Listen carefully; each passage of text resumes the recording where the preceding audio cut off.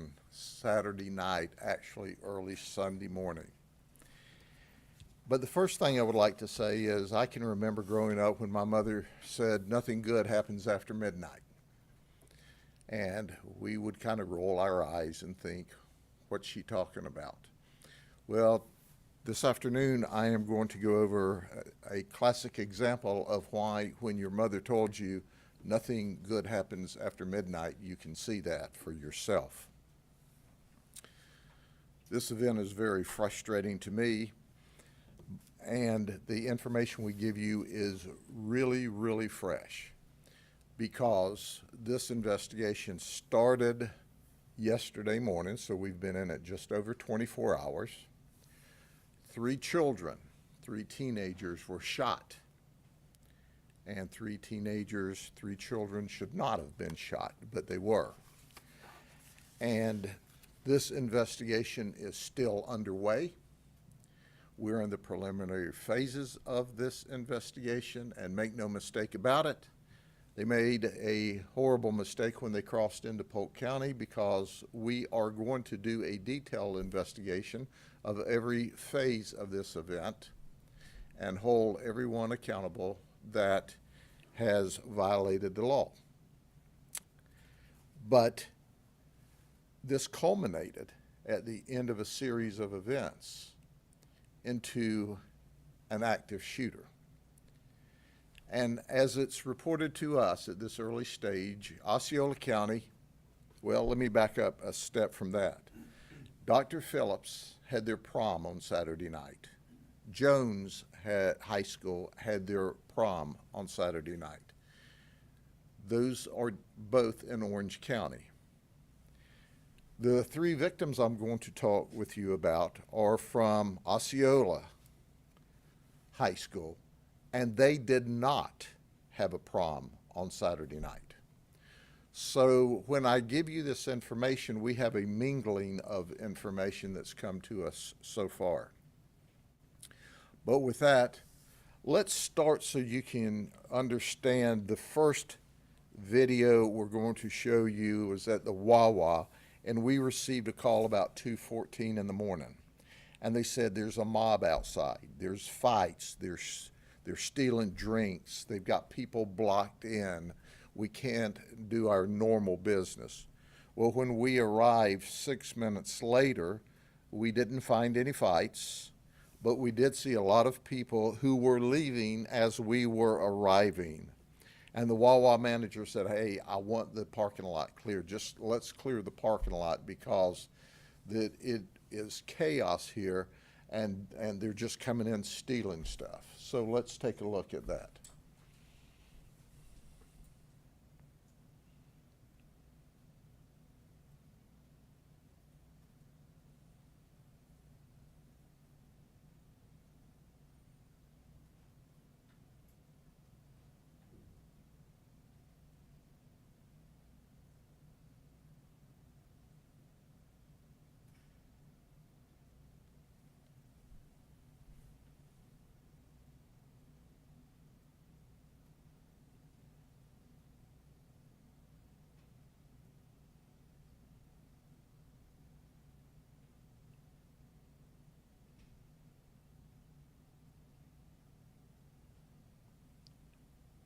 Do you think that they heard the sirens and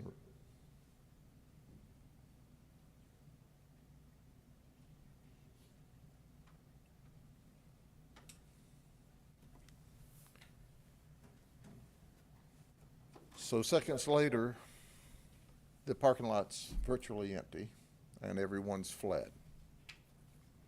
The Wawa manager at that point says, hey, things are under control. We saw no fights. We didn't see any fights on any video. We don't know if there were fights.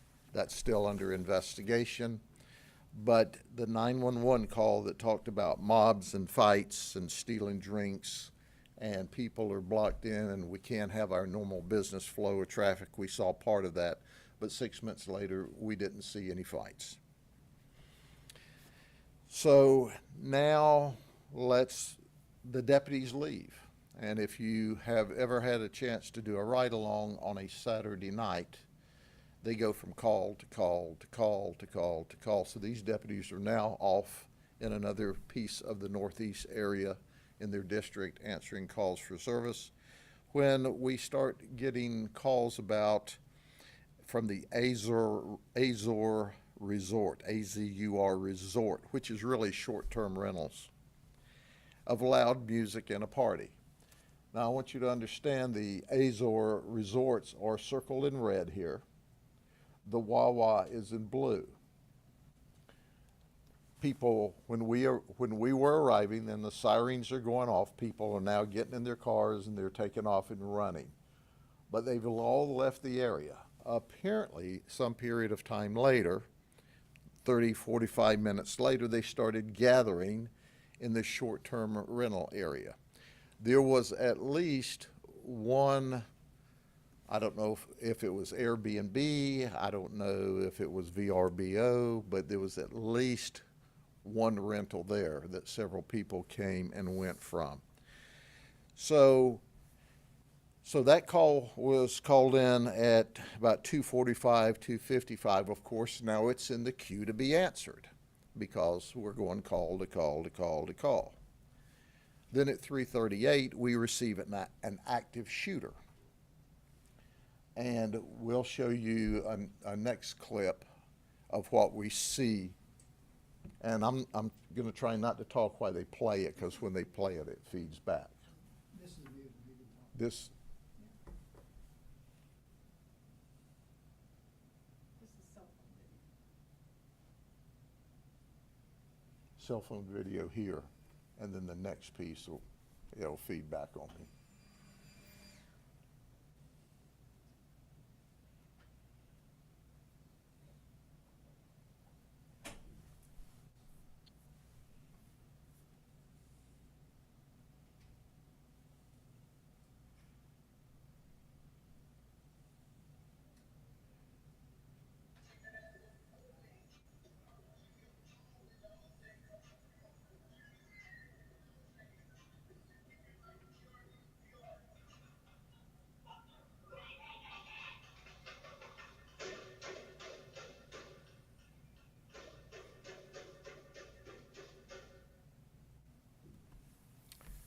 Now, if you look real close, we'll play that one more time. If you look real close this time, on the far corner, you can see the muzzle flash of what appears to be a 223 or AR-15.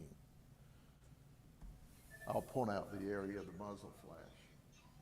It's going to be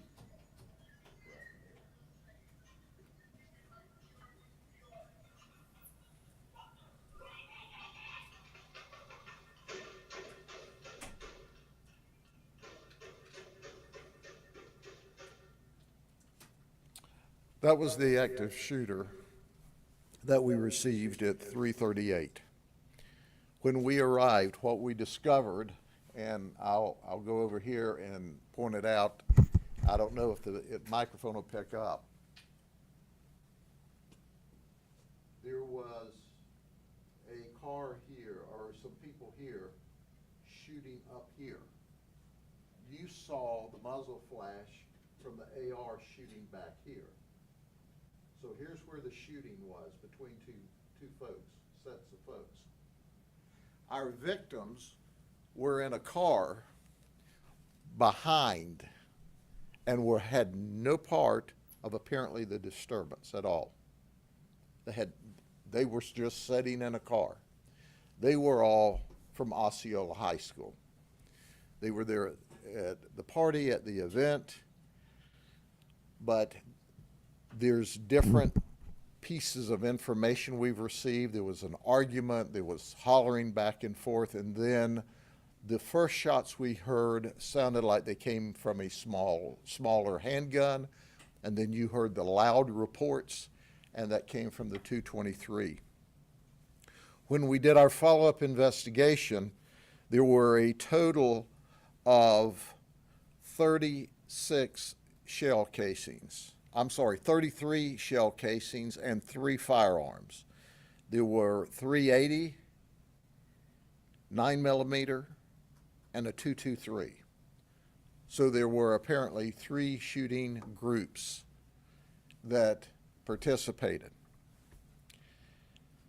I want to underscore that the 3 juveniles, the 3 teenagers, the 3 high school kids that were shot had no criminal record, were not troublemakers. They were just where they shouldn't have been after midnight. So obviously, as soon as the shooting started, everybody ran. We sent deputies there. Our first victim I'm going to speak of is an African-American female, 17. She's in high school. She had a graze on her right shoulder and a separate graze on her forehead. It's just the grace of God that she's not dead today. Our second victim, who is an African-American male, 17, a teenager, a high school kid, had shrapnel in one of his eyes. And at this point, we don't know if he'll ever regain vision in his eye. He may be blind in that eye from shrapnel. The third person is described as a Middle Eastern male. He's 18, and he had a slight graze on his forehead. That's his story. I've seen pimples that look worse, but there is a slight mark on his forehead. So I can tell you there's 2 people that absolutely, unequivocally got through this by the grace of God. The third one has got a little scuff. I mean, if it came from shrapnel or if it came from a bullet, it was very, very minor. They were in the car. It appears that the car was the backstop for this shooting. So my question is, and there are many, I'm sure you have them. Parents, where were your kids at 2:15, at 3:38 in the morning? These are high school kids. The second question I have is, why is it that there's over 100 people here and nobody knows anything? Nobody knows anything. I want you to think about that for a minute. I suppose 100 of them were in the bathroom and the other 25 just arrived after the event was over. That's all I can figure. But we have this magic thing called video. And we're working our way through a lot of video right now. So we know who 3 victims are. We have no idea who the suspects are at this point in time, but we will do our best to figure that out, because guess what? You're shooting at people on video. This should have never happened. And because kids made a poor decision to be out after midnight, they shouldn't have been shot. And how in the world they avoided seriously injuring someone, and I put a caveat there, if you don't know if your vision's coming back, that's serious. How we avoided someone being significantly injured to the point of death, I don't know. We found a 2nd floor apartment with a bullet through the window and into the house.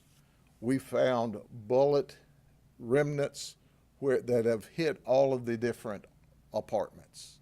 We found bullets that have hit vehicles. So it was a shootout. 2 opposing groups, for whatever reason, decided to have a shootout amongst what appears to be 100 high school and very young kids.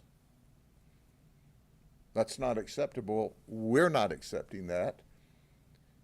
Children have the right to be safe, and You can debate all day long whether they should have moved over to the parking lot, they have been there. That's not my concern. My concern is somebody had a shootout in a parking lot full of kids. How crazy is that? And we're going to do our best, and we need help. It helps us with witnesses. So moms and dads, you need to lean in on your high school kids that were there and say, hey, if we don't do something tonight, what's to stop that bullet from killing someone next Saturday night or next Friday night or the next time there's a group of partiers that get together? I can also tell you that we have begged, we have pled, we have coached, we have taught these short-term rentals, these Airbnbs, these VRBOs, and I call them because they're two big brand names, but there are others, and said, don't rent local. Don't rent one night at a time. Don't rent to kids. And they still do it. And then the kids invite their friends, and their friends invite their friends, and the next thing it's on social media. And the next thing you know is you have people show up with guns and start shooting each other.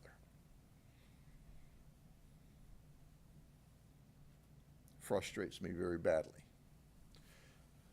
So with that, let's look through the video.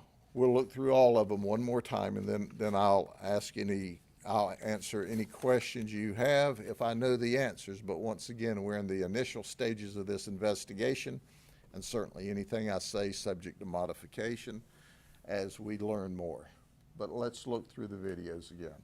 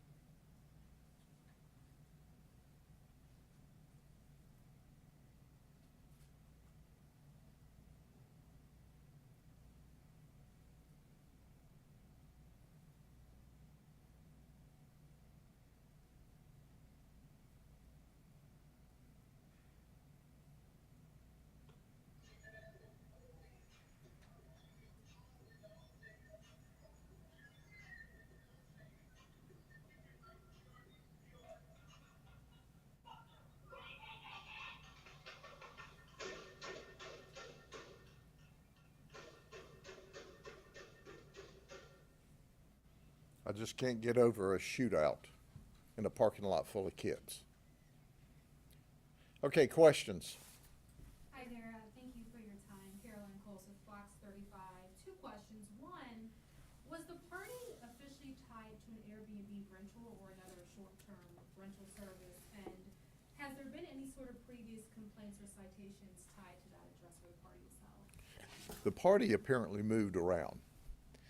We still have under investigation. Osceola Sheriff's Office shut down an Airbnb party in their county. Is that directly tied to this group? That's still under investigation. We know at the early stage of the investigation, there's at least one short-term rental in this complex.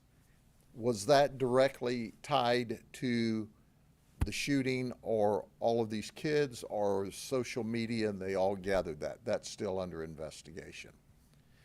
But what we do know over historically, and I must say that until tonight, most of our short-term rentals have gotten better about doing one-night rentals and renting to young people. And what we explain to them, if you're renting to somebody from this county, from Osceola, from Orlando, and they're young, they're partying. Let them stay home and party. Why don't they stay home and party? Because their parents won't let them stay home and party. So all of that's under investigation. We have been focused. There's a lot of residual events to investigate, but we have been focused on trying to find out who shot these 3 high school kids. And as soon as we get finished with that, then we'll deal with these outlying events that occurred.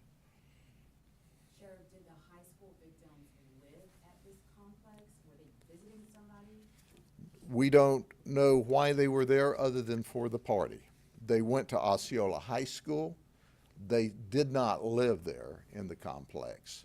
They all 3 were in the same car, and it appears that the car was the backstop. The shootout happened between this car, and it caught the rounds as it passed by the shooters. We're just fortunate. We're just fortunate. But the people shooting didn't know or they didn't care whenever they fled. And that's why I'm so angry that nobody knows anything, but your friends over here are shot. And nobody knows anything. Well, we're going to figure it out. And we're not going to stop this investigation until we have not only figured out the shooting event, but all of the subsequent events of violation of law around it. Were the shooters in a car? The shooters, no, they were not on a car. They were outside standing up, shooting back and forth. As you can see, the shooter with the AR was here. The other group was down here. And then the cars were here. So it was from here to here. It's a pretty good shot. They weren't close together when they were shooting each other. You mentioned 3 now, Sheriff. Was there a third shooter or just 2? We believe there were at least 3 shooters. We see 380 shells, we see 9mm shells, and we see 223 shells. So we believe there were at least 3 shooters. Do you have any description of the vehicles involved in the shooting that were fleeing? We don't know that the people that fled in a particular car, or if they fled on foot and got into a car elsewhere. Once again, we're early into the investigation, and we're having to get our investigative leads from the videos because no one saw anything. How healthy is that? How smart is that? You're going to let these people not be held accountable so they can go shoot at someone else? What are you thinking? How out of control is that? They will shoot again, and they may have shot before if nobody's telling on them, if nobody's helping us identify them, if nobody's calling Crime Stoppers and staying anonymous. They don't care about your life. They just shot through a parking lot with 100 kids in it. Are the victims still in the hospital? I don't know. The one victim probably is that has the significant eye injury because there was at least initial conversation that he was going to have to be transferred to a specialty hospital for this surgery. And our prayers are for him that he gets his vision back because they didn't know. It was a significant eye injury. Yes, ma'am. You mentioned Jones and Dr. Phillips. Do you know if the Osceola High victims were at those proms earlier in the day? That's part of the investigation that's still ongoing to see who was friends or relatives with who and where they met up and are they connected to the Osceola. Osceola broke up a big party after prom party. And we know that there was at least a gathering in this complex. So once again, we have been focused down on who shot 3 high school kids at an after prom party or gathering. And then we will work our way back from that in the ensuing days and weeks.